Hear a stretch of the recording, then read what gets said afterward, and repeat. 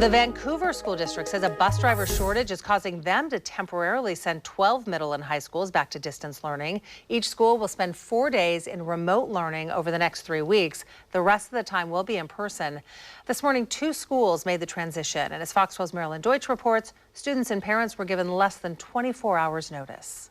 McLaughlin Middle School and Fort Vancouver High School were the first 2 schools to go to remote learning this morning. Mark Medina has sons at both schools, and he's not happy about the short notice. He thinks the fact that these 2 schools were chosen first was both unfair and intentional. What's frustrating is I have the sense that the reason why my kids are on remote learning is because they go to a poorer school, a more diverse school, a school that doesn't have the same kind of opportunities that a lot of the other schools But the other schools will be on remote learning too, it's just not this week. Absolutely, but they have a week or 2 weeks to prepare. These students were told yesterday. In a kind of round robin of sorts, 5 other middle and high schools in the Vancouver School District will go remote next week for 4 days. And then the week after that, another 5 will have their 4 days of remote learning. The decision by the district announced yesterday afternoon. I found out around 3 o'clock. It's weird. Mostly because I didn't see it coming. It's a bit of a whiplash of a ride. We caught up with Mark's sons on this first new day of remote learning.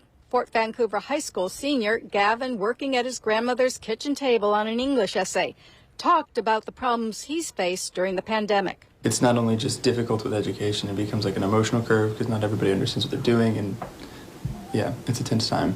While Gavin was working away, younger brother Carter was not. Because my dad and I have had a really hard time getting around remote learning, and we just don't even know where to start. And also when it's this abrupt, we don't know how to prepare for a short week of trying to figure it out, so yeah.